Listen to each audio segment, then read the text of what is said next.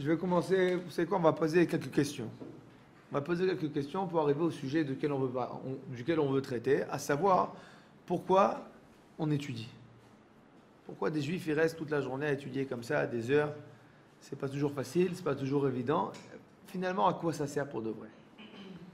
Alors, la première question que je vais vous poser, c'est un juif qui a déjà étudié toute la Torah. Quel intérêt qu'il relise toutes les semaines la paracha de la semaine? Trouver des nouvelles explications. Des nouvelles explications. D'accord. Alors, je peux te poser une question? Quand tu lis la Torah dans la paracha de la semaine, tu lis avec les Mefarshim, tu écoutes la Kriyat Torah, il lit vite, vite, vite. Ça y est, si c'est un Sfarad, doucement, Ashkenaz plus vite, et si c'est Thémani, tu comprends rien. Alors, à quoi ça sert? Oui. Pour se remémorer les choses. D'accord. Et si tu connais par cœur? Le truc, c'est que si au bout d'un moment, une fois par cœur, après peut-être au bout d'un certain nombre de temps, on va oublier. Ouais, mais pourquoi relire comme ça, si tu veux? Je comprends. On relit, on revit à chaque fois, on vit le... Ah, on revit. Oui. On l'écoute jamais de la même façon. Oui. On n'est pas tout seul. Oui, il y en a toujours un qui n'a pas appris. Donc, c'est pour celui qui n'a pas appris, tout le Beth Knesset, il doit souffrir. Maintenant, il y a 300 personnes, ils ont tous... C'est une massorette. Ouais, c'est une halakha. Bon, je pose la question pourquoi. Voilà, c'est pas une histoire. Comme l'histoire de Jam Israël, c'est pas une histoire qui est passée, c'est une histoire qui se renouvelle chaque. Je comprends, mais regarde, quand tu lis, tu vas lire par exemple 10 fois Parashat Noach, la moitié de Parashat Bereshit, disons. La deuxième moitié de Parashat Bereshit, c'est celui-là l'enfanté, celui-là, celui-là. Tu vas lire Parashat Nassau. Vous connaissez Parashat Nassau? C'est Bayi Bayom Arishon, Nitnei Ben Tzuar al Korbano, Kesef Rashloshim Miam Shekelam Zrakirat Kesef Shim Shekel Shekel Kodesh Neim. Tu lis ça 12 fois. C'est votre paracha? Non? C'est pas un paracha? Disons que tu lis que c'est paracha, c'est assez facile. C'est gentil. Bon, vous avez compris la question? Bon, finalement, c'est difficile à comprendre pourquoi on répète des choses, des fois qu'on connaît, des fois bien comme il faut, par cœur. Pourquoi? Pourquoi relire des choses qu'on connaît par cœur? Alors, ce que Dieu nous a demandé, bon, c'est une réponse. Je ne peux pas dire que ce n'est pas une réponse que Dieu nous a demandé. Ce que je pose la question, c'est pourquoi Dieu nous a demandé comme ça? Si on ne relit pas chaque semaine, alors après, avec le temps, les générations elles vont oublier. Elles vont oublier. Alors, Ah oui. moi, je te proposé, tu veux ma proposition? Moi, j'ai une autre proposition. On ferait, par exemple, une fois par semaine, cours obligatoire à la choule. Hein? Ah, parce que tu dis, la Kriyat Torah, c'est beaucoup plus intéressant. Et donc, les gens, ils viennent. Parce que, tu te rends compte? Ils disent, viens à la Kriyat Torah.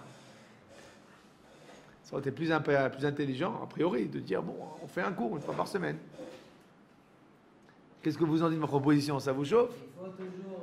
2 heures, de 8h à 10h tous les matins, enfin tous les Shabbats matins, de 8 à 10, mais quoi, tranquille, pourquoi 8 à 10? De 9 à 11, 2 heures de cours. Ça aurait été vraiment sympa. Ah ouais? C'est pas comme ça. Alors pourquoi? Bon, la question est claire. Des choses qu'on connaît, pourquoi les réviser? Bon, c'est la première question. Vous notez? Première question. Allez, je vais vous faire un examen après. Hein. Deuxième question que j'aimerais vous poser. Vous savez que des fois on étudie des textes qui n'ont aucun intérêt pratique. Strictement aucun. Par exemple quoi? Non, tu exagères. Toute ma journée, je fais que de la pratique, mais c'est que de la Gemara. Non, la Gada, c'est très pratique, la Gada. C'est comment savoir quoi penser, quoi réfléchir.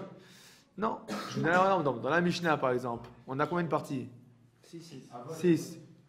Alors, d'accord. Quelle partie on utilise? On étudie. On a Nezikin, Nashid, Moed, Zraïm. Ensuite, on a Kochim et Taharot. D'accord? Zraïm, c'est quoi? En petite vérification. L'agriculture. Ensuite, qu'est-ce qu'on a ensuite? Zman Nakat. Même c'est Moed. C'est quoi Moed? Les fêtes. Ensuite, on a Noun. C'est quoi Noun?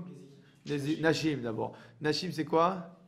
Les relations matrimoniales. Ensuite, on a Noun, Nezikin. Ensuite, on a Kouf, c'est Kochim. Et ensuite, on a Tête, c'est Tarot, bon, dites-moi, c'est une colle, c'est pas difficile. Mais laquelle partie de ces 6 parties est complètement inusitée aujourd'hui? Je pense Reim. Bon, Kodashim. mettez-vous d'accord.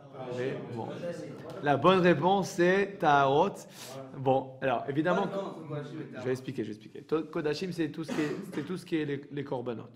Alors c'est vrai qu'aujourd'hui on n'accomplit pas les korbanot. Mais si tu poses la question, les korbanot, c'est pas que ça. C'est pas que ça. Les korbanot, Bezrat Hashem, Bimera Biamenu Akadosh Baruch Hu va nous donner le Bet Hamikdash. Et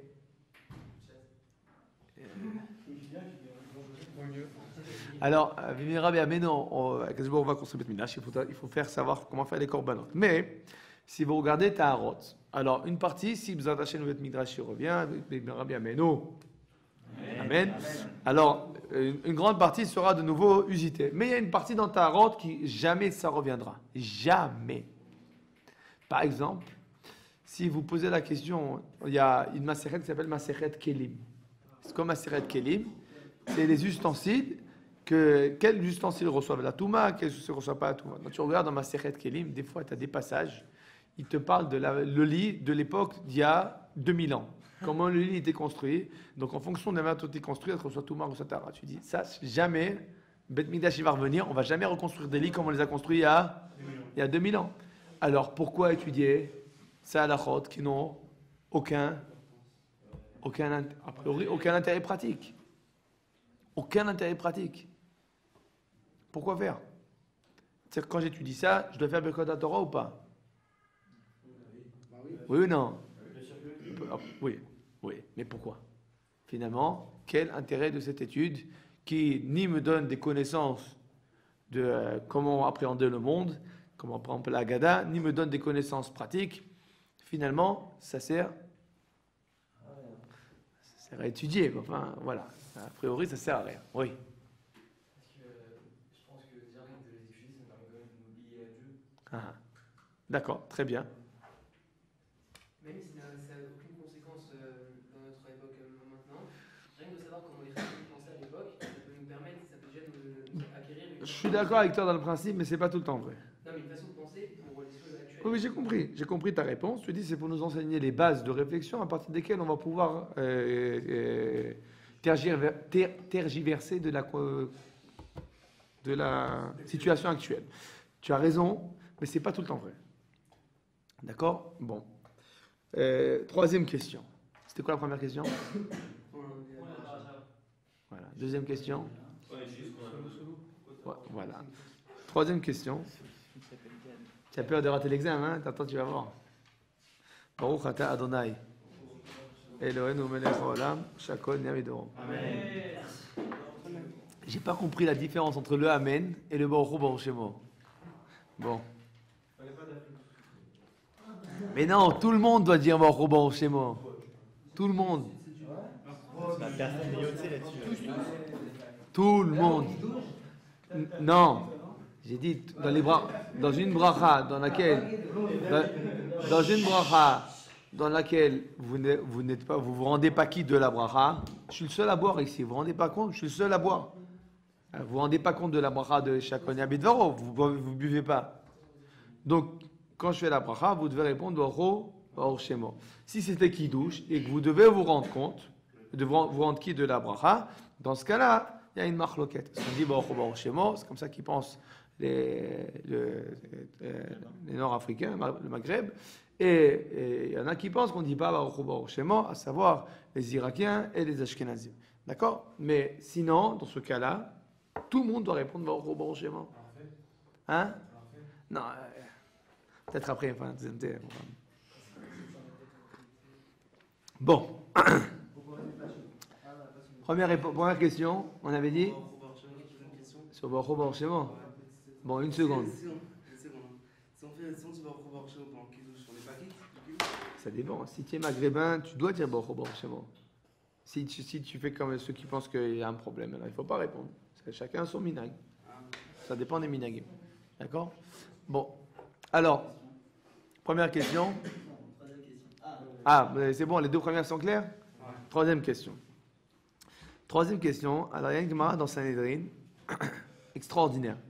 La Gemara de Sanhedrin, vous savez de quoi elle parle, la Gemara Masechet Sanhedrin, de quoi ça parle? Chapeau. Et oui, alors, oui. Non, ça c'est ma cote.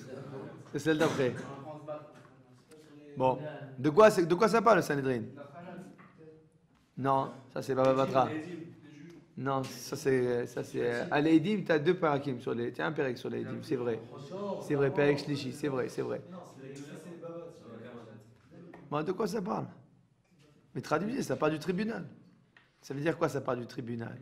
Ça parle de combien de juges, comment on nomme des juges, combien de juges, et ça parle aussi, ça commence à parler des halachot qui sont propres au tribunal, du grand tribunal, c'est-à-dire les différentes mises à mort, les différentes halachot, dans les différents cas on met à mort et les différentes morts, etc. Et les avérotes qui ont trait à ces... les avérotes que leur punition c'est la mort. Bon. Une des personnes qu'on met à mort dans la Torah, il y a plusieurs, mais enfin une d'entre elles, c'est, vous avez entendu parler de, comment ça s'appelle, Ben Sorer au Moré. Alors, c'est quoi Ben Sorer au Moré? Le fils rebelle, voilà, le fils rebelle, d'accord? Hein? Non, pas l'infidèle, fils rebelle. Alors, qu'est-ce qu'il fait ce fils rebelle? Attends une seconde. Non, mais avant ça, d'accord. Qu'est-ce qu'il a fait le fils rebelle? Ben, c'est un rebelle, d'accord? Mais c'est pas qu'il a fait quelque chose. C'est pas qu'il a agi de façon que, d'après ses actes, on devrait le tuer. Mais pourquoi on le tue? Voilà, on a peur de ce qui va arriver avec lui. C'est-à-dire qu'au jour d'aujourd'hui, c'est un petit voyou, mais on a peur que quoi? Si on laisse pousser, ça va devenir un grand voyou. Donc on dit, tue-le quand il est petit encore. Hein? Pourquoi tu trouves ça avec? Parce qu'il laisse pas le choix. Enfin, c'est-à-dire, il lui parie pas sur lui, quoi. Alors tu vois, tu dis, je trouve ça ridicule, je suis pas d'accord avec toi sur cette manière de s'exprimer. Mais ta question, elle a lieu d'être. Ça veut dire que... Parce qu'on laisse pas la chance. J'aurais reformulé ta question de la manière comme ça. Comment ça se fait que la Torah, qui nous dit tout le temps qu'on doit respecter le libre arbitre, alors on lui donne pas le libre arbitre.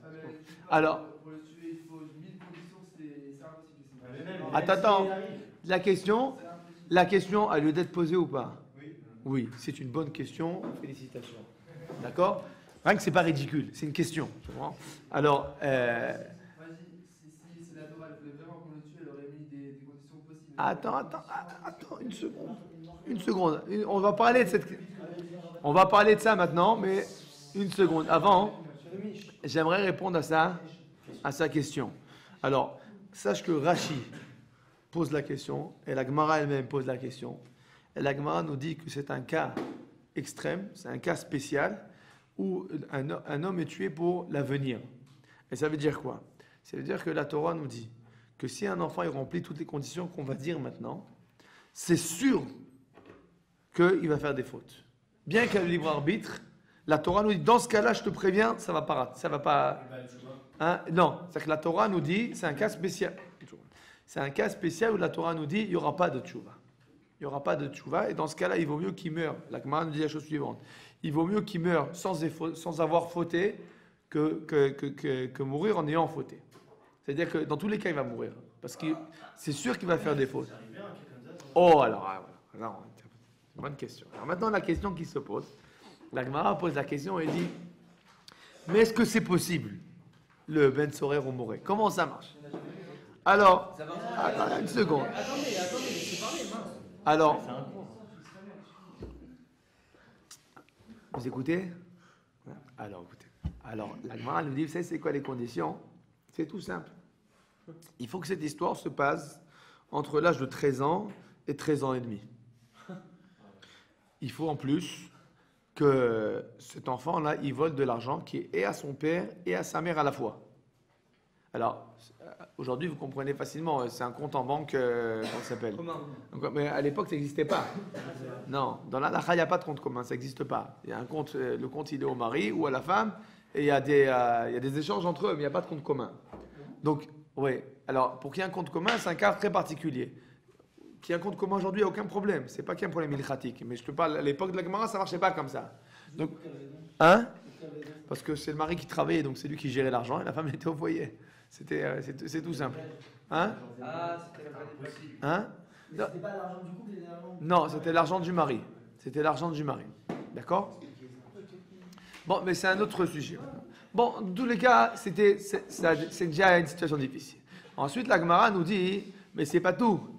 Il y a écrit que son père et sa mère, ils doivent avoir le même timbre de voix. Ah, alors là, déjà, tu te dis, mais comment on fait ça? C'est sympa pour le père ou pour la mère? Et il faut qu'ils aient la même taille.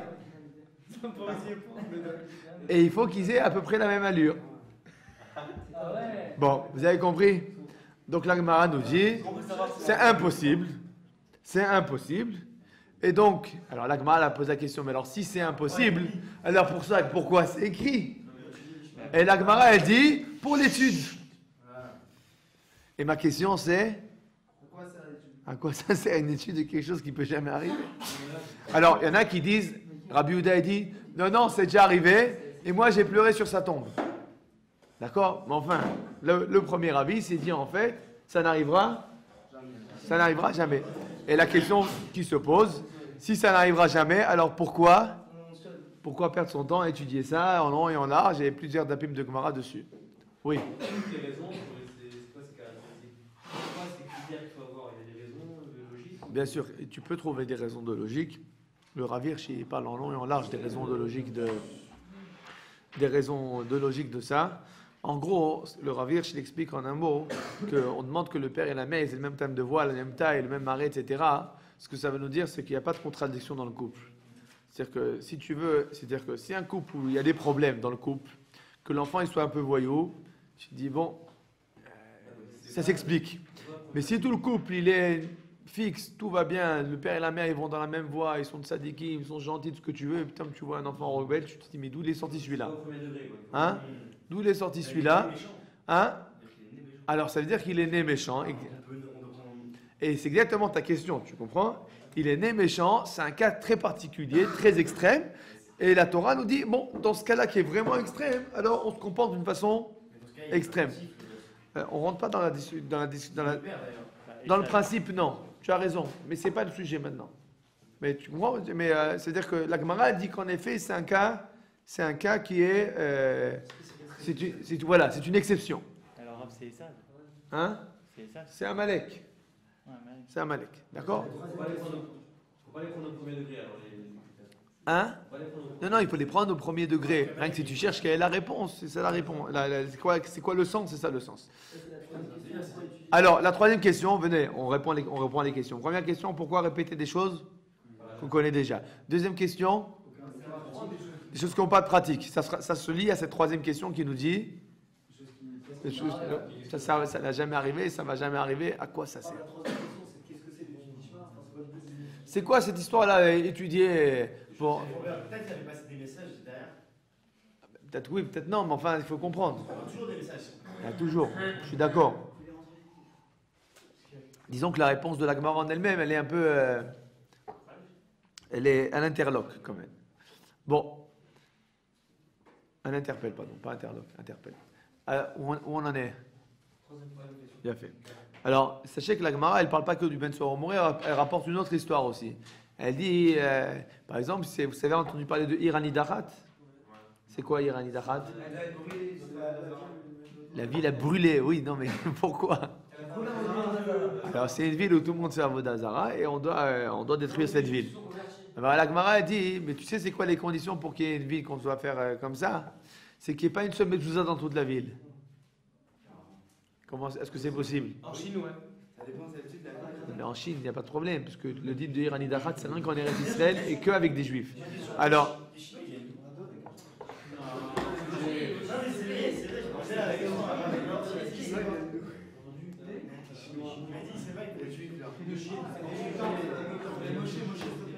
C'est bon, ouais, c'est bon. Ah, c'est bon. Franchement, Moi, je dis, C'est une bonne question. J'ai pas de réponse. Hein? Non, c'est une bonne question. Je sais pas. Je vois pas de. Non, non. Revenons à nos moutons.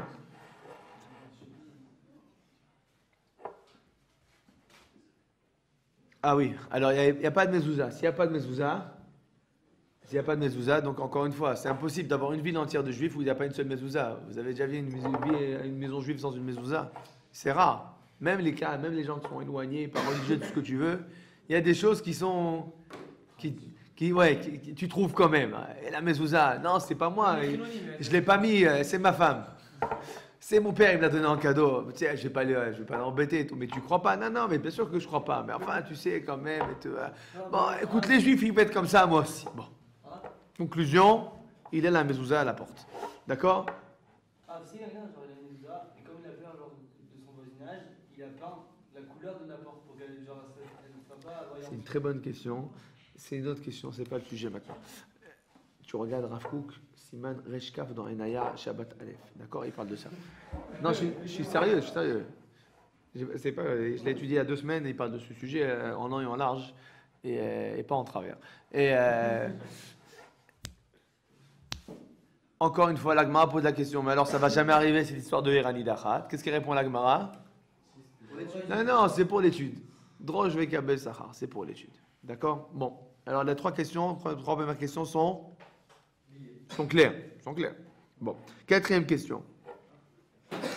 Alors, la 4e question, c'est une Gemara dans Shabbat. La Gemara nous raconte la chose suivante. Quand Moshe Rabbeinu, il est monté au Har Sinaï. Alors, il est monté au Har Sinaï. Et qui c'est qu'il a rencontré là-bas? Les anges. D'accord? Les anges et Akadosh Baruch Hu. Alors les anges, ils commencent à chuchoter entre eux, ils disent, c'est qui celui-là là? Il y en a qui dit, c'est le fils d'une femme. Ah, le fils d'une femme. Ah. Mais qu'est-ce qu'il fait ici? Il est venu recevoir la Torah. Quoi? Il est venu recevoir la Torah? Lui, comme ça, un hominidé.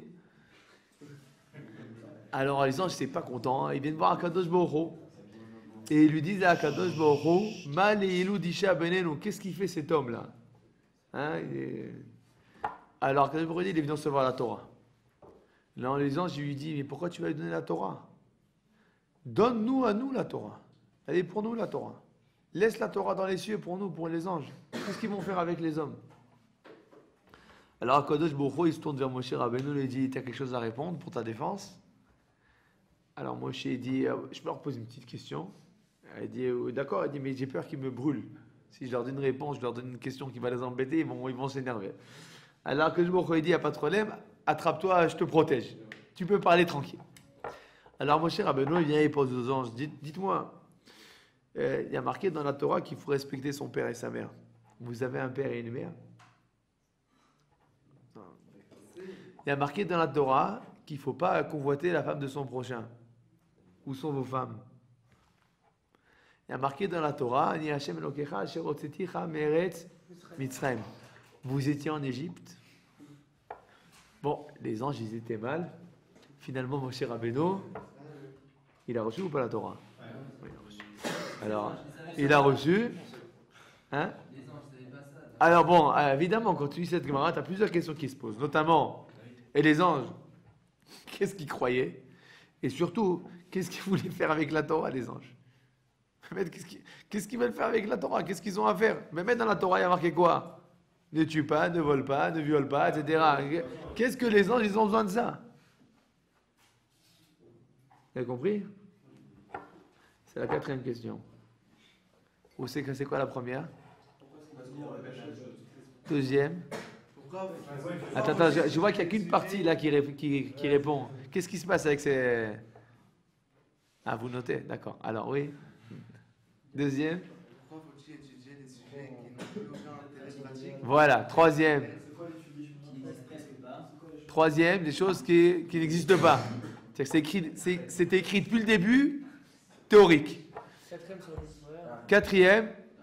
Non, 3e, c'est Ben Sorer et Irani Dachat. 4e? Pourquoi les malachim Hein?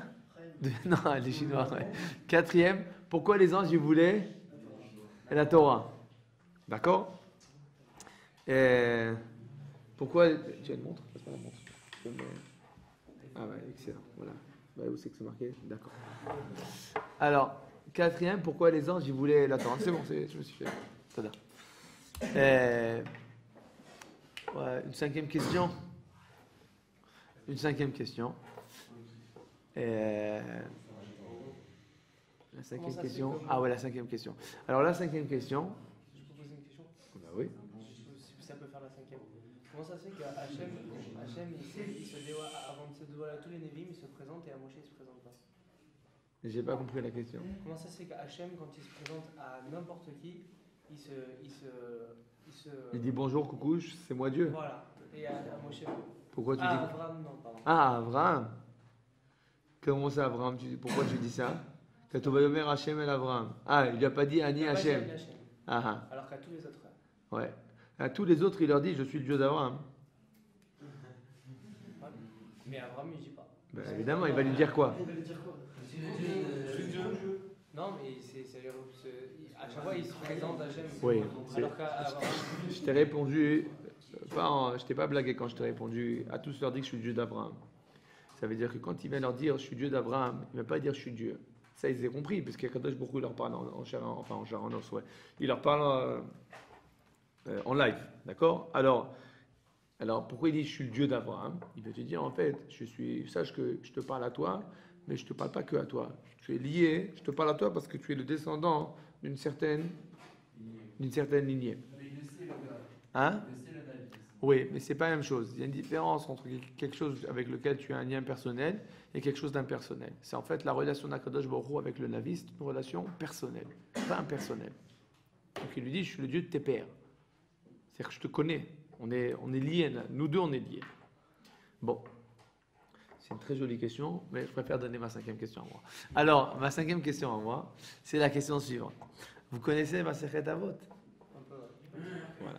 Alors, il y a marqué dans Masechet Avot, que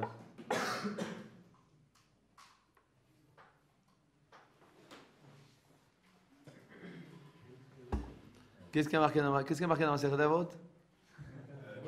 Il y a marqué dans Masechet Avot que celui qui est en train d'étudier et il est en train d'étudier la Torah et il était et qu'est-ce que vous avez tous avec les téléphones?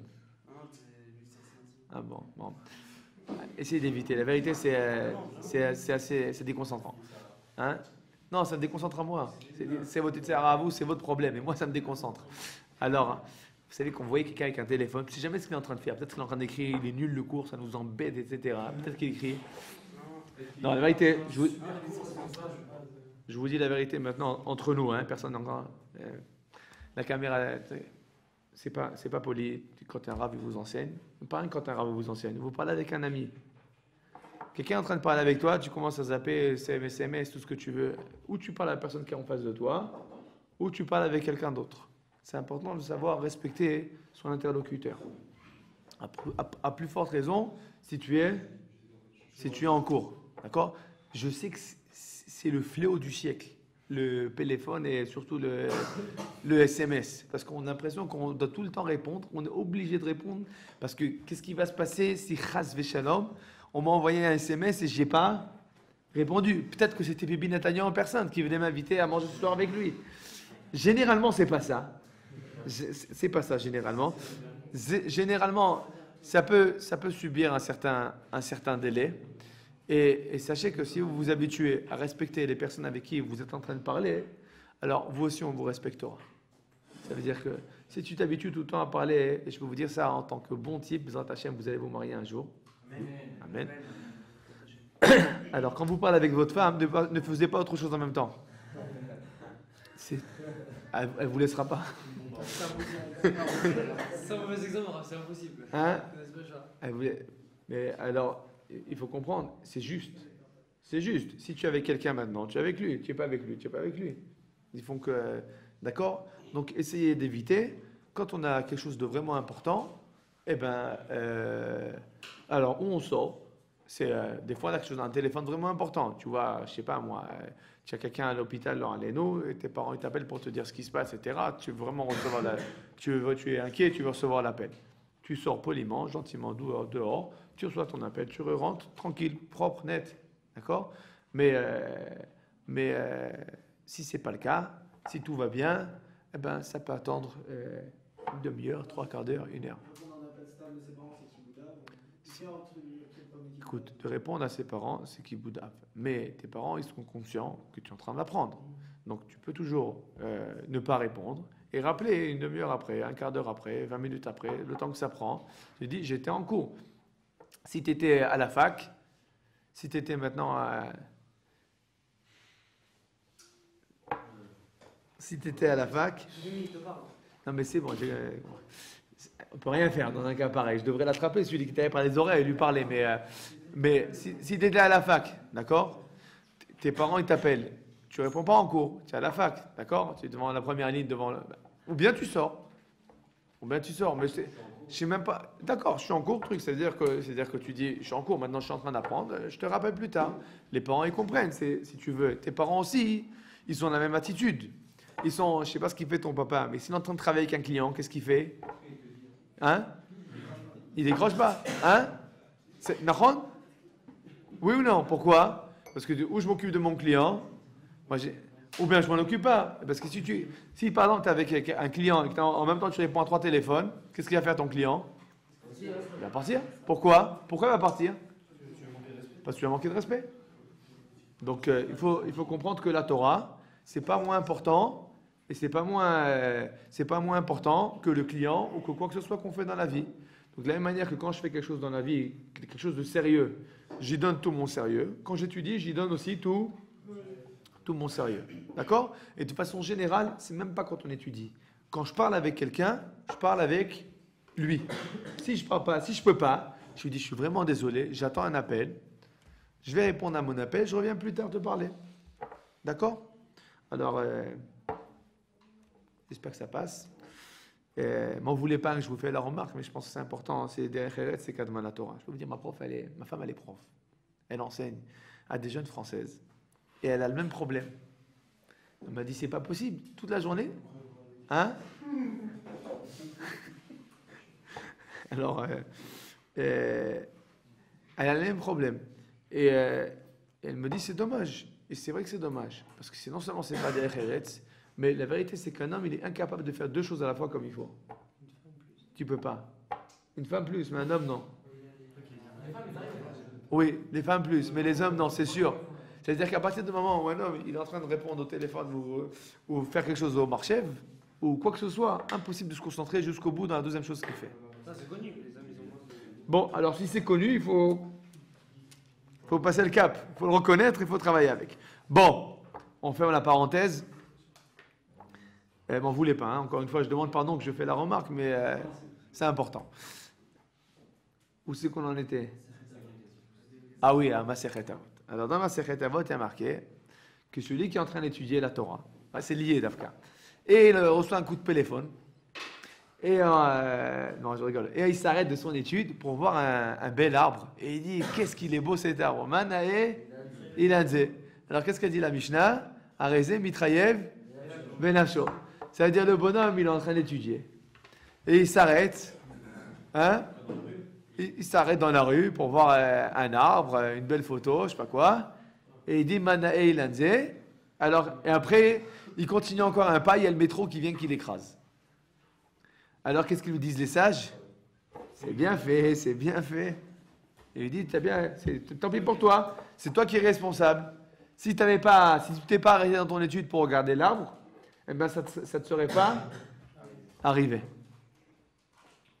Alors, je vais vous poser la question quand même. De quoi il s'agit? Pourquoi il a arrêté? Pourquoi ce bonhomme il s'est arrêté pour regarder l'arbre? Parce qu'il est beau. Parce qu'il est beau. Et alors?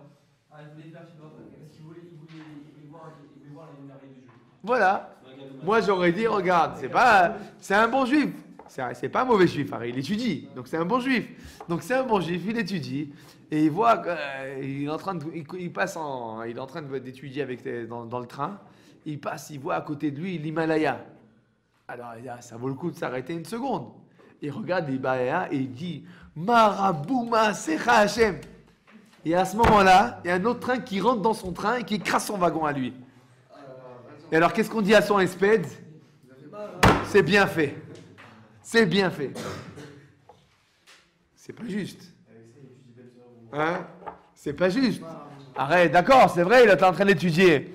Mais c'est pas un païen. Il s'est arrêté pour dire Marabou Masecha Hashem, pour louanger Akadosh Baruch Hu. Bah d'accord, mais il s'arrête pour regarder. C'est pas Akadosh Baruch Hu qui a créé l'Himalaya? C'est pas une merveille d'Akadosh Baruch Hu? Bah, c'est comme si tu parles avec lui et on peut dire Oh! Ah, d'accord, très bien, très bien. Excellent. Excellent. Bon. Alors, venez, on va répondre à toutes nos questions. Vous avez compris la 5e question? Ta réponse, je suis d'accord avec elle, mais je veux qu'on reprenne l'ensemble. Bon, donc la 5e question, c'est pourquoi celui qui s'arrête dans son étude, même si c'est pour louer à Kadosh Baruch Hu sur ses merveilles, El Mitrayev Benafsho. Bon, maintenant qu'on a vu toutes les questions, je vais vous poser une 6e question. Mais la 6e question, c'est déjà le début de la 2e réponse. Non, c'est le début de la réponse.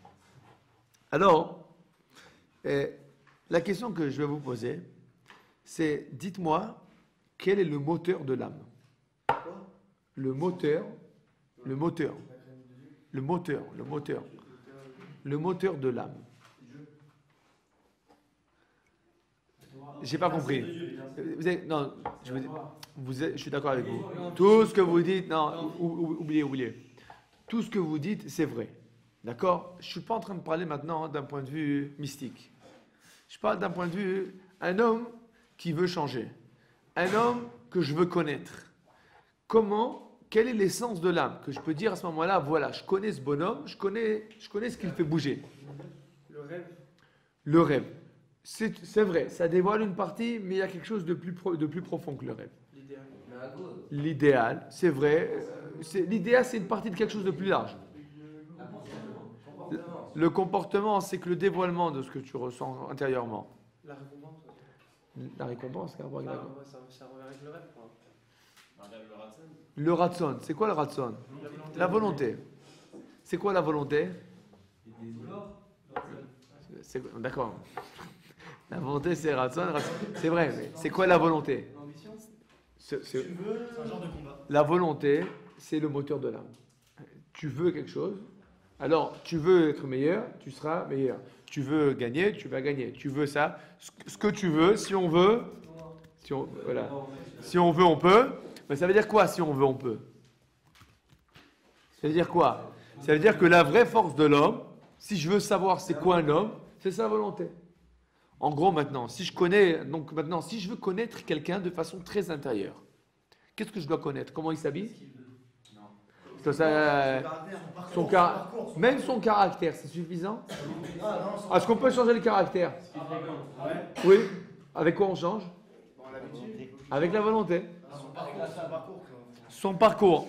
Est-ce que le parcours, il veut vraiment dire quelque chose? Il dévoile la volonté, le parcours. Il dévoile la volonté. Mais en fait, c'est quoi? C'est la volonté. La volonté, c'est la volonté. D'accord? La volonté, c'est elle qui fait bouger. C'est elle qui fait tout bouger. D'accord? Donc, le moteur de l'âme, en fait, l'essence de l'âme, c'est la volonté. Comment ça s'appelle en hébreu? Le ratson. D'accord. Alors maintenant, je vais vous poser une autre question. Prenons un exemple. Disons qu'il y a un grand roi qui habite dans un État, d'accord? Et moi maintenant, en tant que simple citoyen, je vois un officier de l'armée du roi qui passe dans ma rue. Est-ce que je connais le roi? J'ai des indices. Oh, je le connais pas lui vraiment, mais quoi? J'ai des indices. J'ai un indice, j'ai un représentant. Pourquoi? Parce que la manière dont Il est vêtu. la manière dont il se tient, etc., ça veut me dire quoi? Ça veut me dire quelle est la discipline qu'il y a dans cette armée. Et la discipline qu'il y a dans l'armée, ça vient de quoi? Ça vient de tout en haut. Donc le roi, il dit, je veux que mes officiers soient comme ça, etc. D'accord? Pourquoi il y a une personne si c'est fréquentable? Pardon? Pour connaître une personne si c'est fréquentable? fréquentation? C'est qu'un dévoilement de la volonté. Et je vais te dire tout simplement, un homme il change les fréquentations. En fonction de quoi? En fonction de ce qu'il veut. En fonction de ce qu'il veut. Si tu veux, regarde, je suis sûr que par rapport à l'année dernière, tu as changé tes fréquentations. Sûr que oui. Hein? Un peu, d'accord. Bon, pourquoi? Comment tu as changé tes fréquentations? Parce que tu as... Donc tu vois bien que quoi? Et pourquoi tu as changé d'endroit? Parce que tu voulais étudier. Voilà. Donc finalement, tout ce qui a fait changer tout ça, c'est ta volonté de faire quelque chose de nouveau. Et ça fait changer tout le reste. Donc les gens que tu fréquentes, c'est fonction de la volonté et de ce que tu veux faire. D'accord? Bon. Où c'est qu'on en était? Ah, donc je vois un officier. Disons maintenant, je ne vais pas voir un officier, je vais voir un ministre. Est-ce que je connais le roi?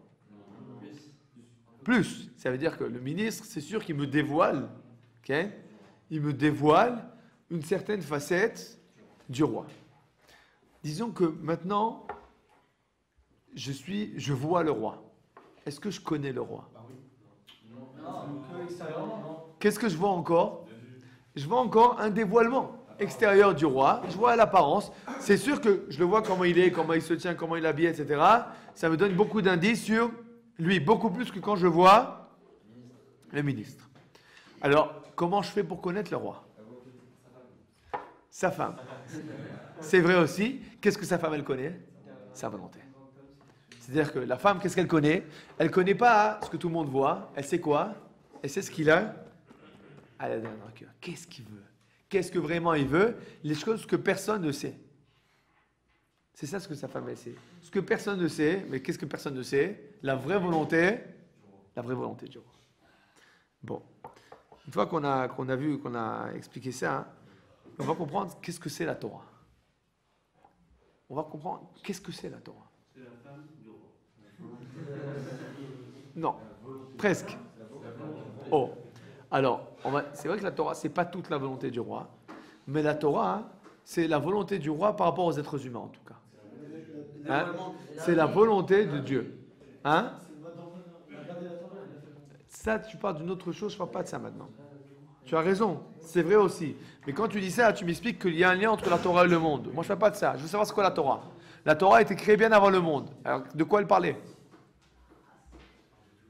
La Torah, en fait, c'est quoi? C'est la volonté divine. La Torah, c'est la volonté divine. Donc, à partir du moment, et ça c'est important de comprendre ça, quand, on va prendre la dernière question, la Torah, c'est la volonté divine. Quand je suis en train d'étudier, qu'est-ce que je suis en train de faire maintenant en fait? Réaliser la volonté de... Non, je ne suis pas en train de réaliser. Je suis en train de connaître la volonté divine. Ça veut dire en fait quoi? Je suis en train de me lier, mais à quoi? On va dire entre guillemets à l'intérieur de la Kadosh Baruch Hu. C'est-à-dire que quand je suis en train d'étudier la Torah, j'ai un lien avec Akadosh Baruch Hu, presque comme le lien qu'il y a entre une femme et un homme. C'est un lien extrêmement intime. À partir de ce moment-là, je suis en train d'étudier l'Akadosh Baruch Hu. Et maintenant, je vois une montagne.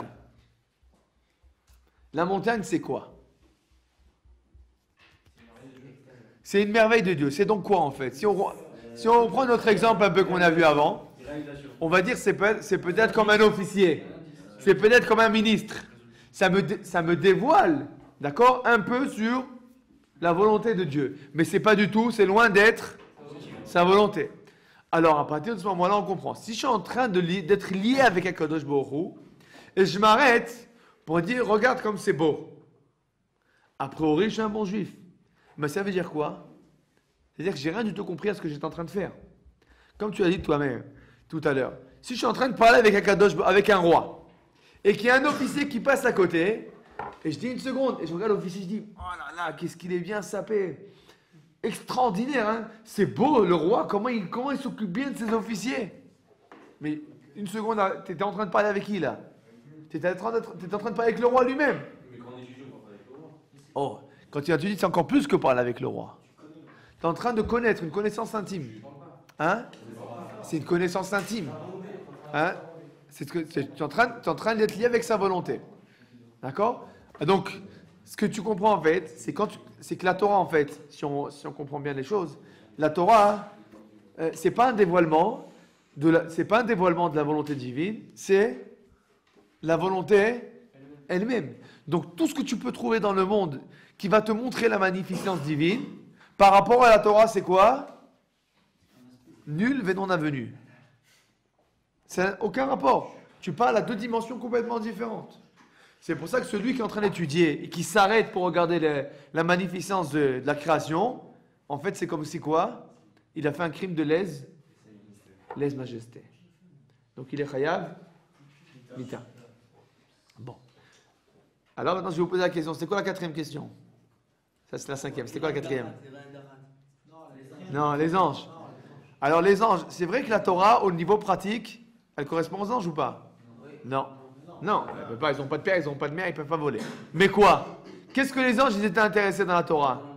La volonté de Dieu. Pourquoi? Parce que les anges, qu'est-ce qu'ils voient en fait? C'est comme le ministre qui voit quoi? Qui voit le roi. Mais même le ministre qui voit le roi, qu'est-ce qu'il voit du roi? Il voit une certaine image, évidemment beaucoup plus forte que ce que le simple citoyen voit.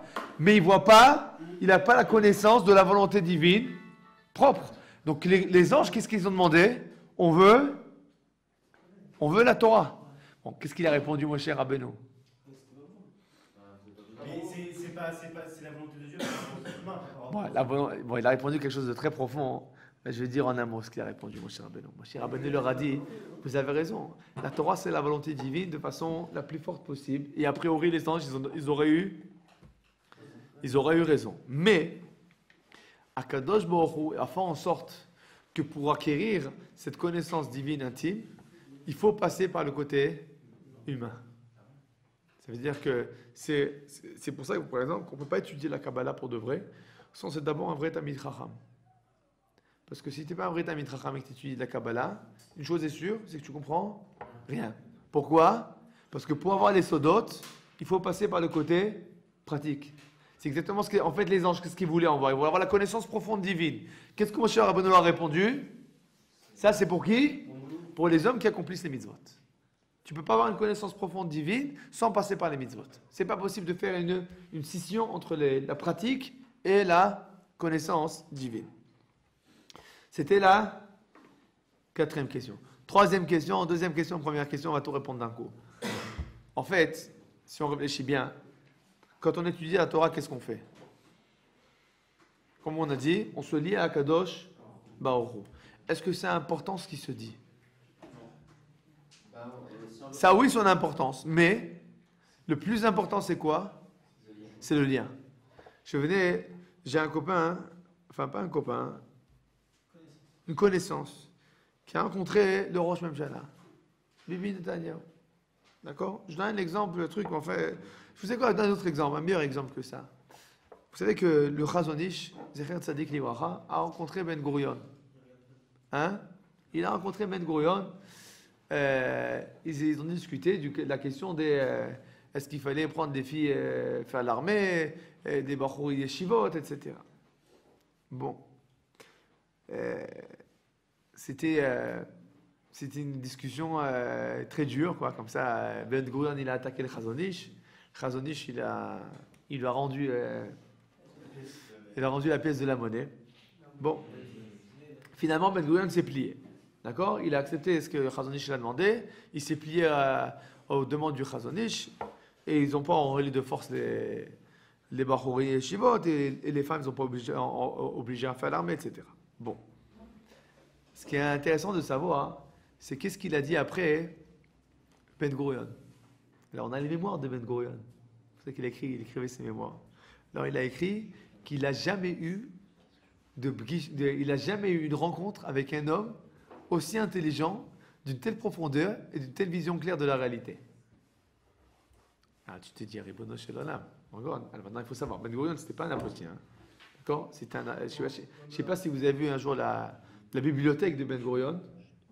C'était une fois, c'était Boker? Ouais. C'est une bibliothèque énorme. C'était un véritable érudit, pas forcément dans le domaine de la Torah, mais c'était quelqu'un vraiment de supérieurement intelligent. Maintenant, il a vu le Chazon Ish. Finalement, au niveau des... C'est pas qu'après qu'il a rencontré le Chazon Ish, il s'est devenu Rav Ben Gurion. C'est resté Ben Gurion. D'accord? Mais qu'est-ce qui s'est passé? La rencontre elle-même était puissante, était importante. Finalement, ce qui s'est dit à l'intérieur, c'est moins important que le fait même de la rencontre. Et en fait, c'est ça le mot de la Torah. Quand on étudie la Torah, il y a deux choses. Il y a une chose, c'est la connaissance. Vraiment, on essaie de connaître et de comprendre. Mais il y a une autre chose, le contact lui-même. Le contact lui-même, maintenant, il faut comprendre quelque chose. Il faut comprendre quelque chose. Quelqu'un qui rencontre quelqu'un d'important, quelqu'un qui a quelque chose, même s'il n'a pas parlé de grand-chose, mais le contact lui-même, est-ce qu'il change la personne? Ça dépend. Mais si c'est quelqu'un de vraiment... ça va changer. C'est-à-dire quoi? Le contact lui-même, il va t'imprégner de quelque chose, il va te changer. Bon. Alors, l'étude de la Torah, c'est en fait de contact avec Akadosh Baruch Hu, même si dans ce contact, on connaît déjà ce qui va se dire dans la réunion. D'accord? On sait déjà ce qui va se dire. Ça ne change rien en fait que le lien, il est présent et que c'est un but en soi. Des fois, tu peux préparer une rencontre avec quelqu'un de très important. Tu vas préparer toutes les phrases que tu vas dire à l'avance. Et alors, ça change quelque chose? Ah oui. Ça change ce que tu vas dire, oui. Mais qu'est-ce qui est important pour toi? C'est la rencontre. Ce qui va se dire, c'est finalement, c'est très important, mais c'est au deuxième plan par rapport à la rencontre elle-même. Bon. Si on comprend ça, on va comprendre quelque chose d'extraordinaire. Juste la rencontre avec Hachem, c'est quoi? C'est poser avec un livre? Oui. C'est ça? Oui. Maintenant, je vais donner encore 3 minutes, si, avec ta permission, pour expliquer les choses. Je ne sais pas si vous êtes conscient. Ça fait combien de temps que vous êtes à la yeshiva? 4 mois. 2 mois, 4 mois. D'accord. Bon. Alors, ça fait 4 mois que vous êtes à la yeshiva. Je ne sais pas si vous êtes conscient à quel point vous avez changé en 4 mois.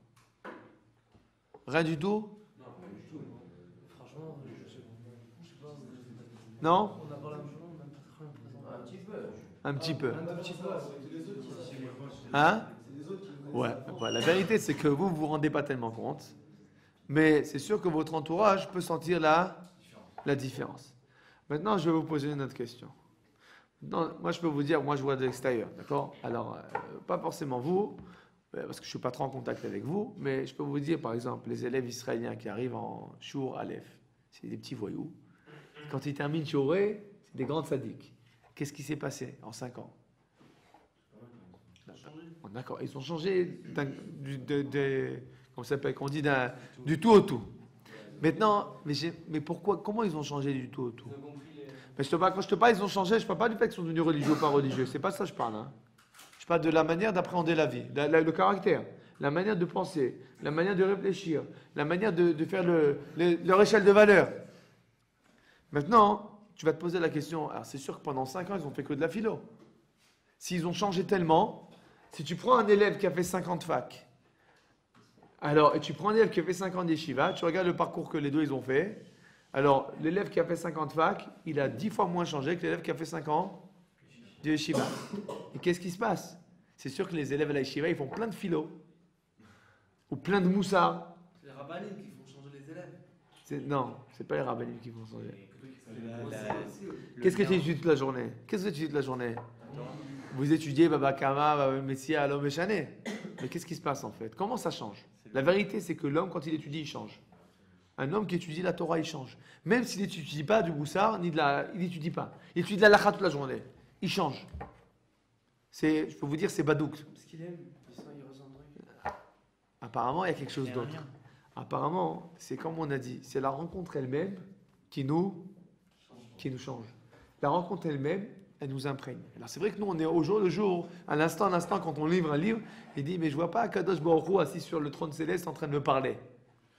Mais il te parle à travers les lettres, à travers le livre. Hein? Le moussard, ça sert, parce que c'est pour fixer des limites, etc.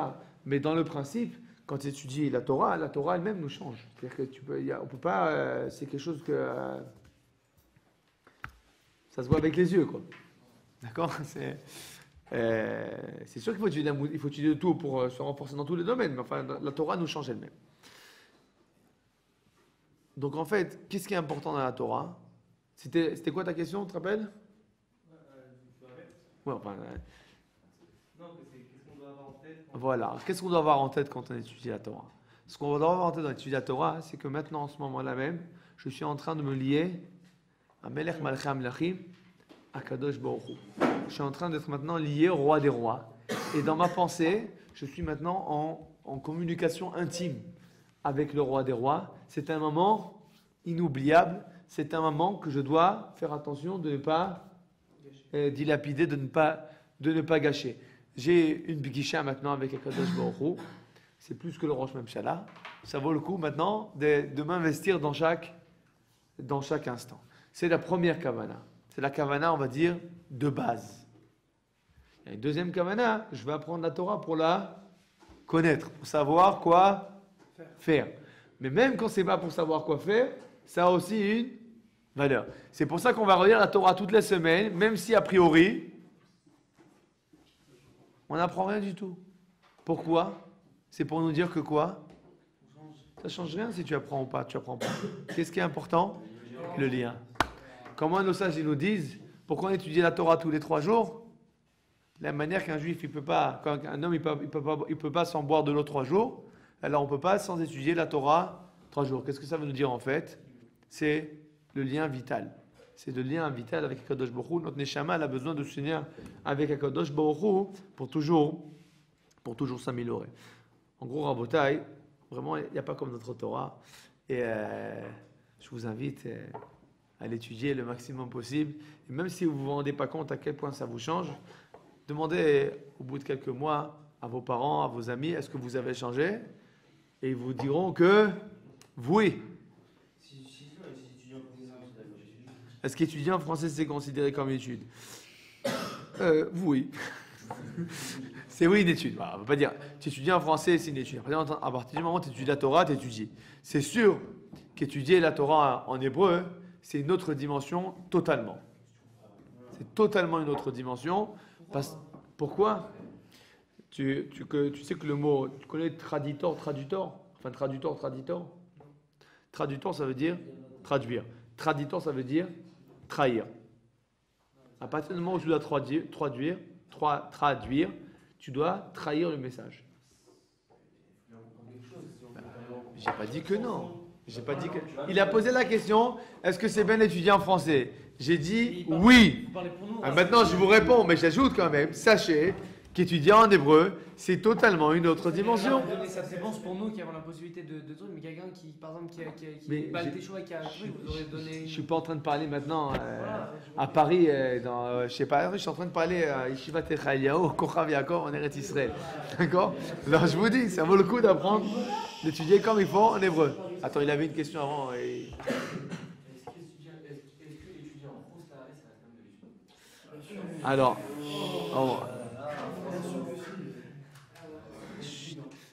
étudier en Chutz Laaretz, c'est aussi l'étude de la Torah. C'est sûr que c'est pas du tout la même chose comme étudier en Eretz Israël. Alors c'est clair. Alors je vous dis la réponse, tout simple, parce que même vivre en Eretz, même prier en Chutz Laaretz, c'est pas comme prier en Eretz Israël, parce que le lien avec Akadosh Baruch Hu, c'est pas le même quand tu es en Eretz Israël et quand tu es en Chutz Laaretz. C'est pas moi qui dis, le Ramban, nos sages, ils disent tous ça. Donc c'est pas, vous savez que Rabbi Zera, il a étudié en Chutz Laaretz de son maître Rabbi Yehuda. Et quand il est venu en Eretz Israël, il a fait d'abord un jeûne de 40 jours pour oublier tout ce qu'il avait appris en Chutz Laaretz. Quel rapport avec le jeûne? Il a fait un jeûne, il a demandé la miséricorde à Akadosh Baruch Hu qu'il lui fasse, comment ça s'appelle, il lui formate le cerveau, hein, un nouveau formatage. Voilà. Parce que après, tu peux pas oublier comme ça. Il a étudié pendant des années, il va oublier. Comment il va oublier? Alors, ça veut dire, qu'est-ce qu'elle veut nous dire maintenant? Qu'est-ce qu'elle veut nous dire la Gemara? Elle veut nous dire quoi? Qu'il y a des dimensions complètement. Non.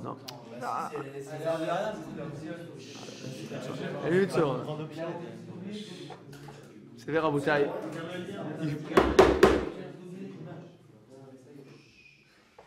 si vous voulez, je peux répondre. Alors, on n'est pas en train de dire maintenant que celui qui est en rousse la arrête, c'est comme si il lisait le journal, c'est pas ce qu'on a dit. On a dit qu'il y a une différence au niveau du lien avec Akadosh Baruch Hu et au niveau de l'étude entre rousse la arrête et Eretz Israël. Les choses sont claires à deux niveaux. Premier niveau, le lien, puisque le fait même d'habiter en rousse la arrête, c'est un lien avec Akadosh Baruch Hu qui est beaucoup moins important que le lien qu'on peut avoir avec Akadosh Baruch Hu en Eretz Israël. La Gemara nous dit celui qui habite en rousse la arrête, c'est comme si il était au Oved Avodah Zara. Chas v'shalom, la Gemara ne veut pas dire que celui qui habite en rousse la arrête, c'est un Oved Avodah Zara. Elle veut nous dire c'est comme si par rapport à celui qui habite en Eretz Israël. Ça veut nous dire quoi en fait? Qu'il y a une grande différence de niveau. Ne crois pas que la différence de niveau entre Eretz Israël et Routs Laaretz, c'est une petite différence. C'est une grosse différence. Hein? Parce qu'il voulait arriver à un autre niveau. Oublie maintenant Rabbi Zera, c'est terrible pour te dire que la Gemara, ça c'est première chose. Deuxièmement, il y a une raison aujourd'hui qui est tout à fait pratique et technique. Hein? C'est qu'aujourd'hui, la majorité de la Torah, la majorité, l'écrasante majorité de la Torah se trouve en Eretz Israël. Ça n'a pas toujours été le cas, mais dans notre génération, Baruch Hashem, c'est le cas. C'est vraiment, on voit le jour qui mitzion cette Torah, ou Dvar Hashem, Yerushalayim. Maintenant, c'est sûr qu'à ce niveau-là, que l'étude, à partir du moment où il y a beaucoup de gens qui étudient de façon poussée, que l'étude est plus poussée et plus forte. Donc, c'est deux raisons. Chacune d'entre elles est suffisante en elle-même pour étudier en Eretz Israël et pas en Routzla.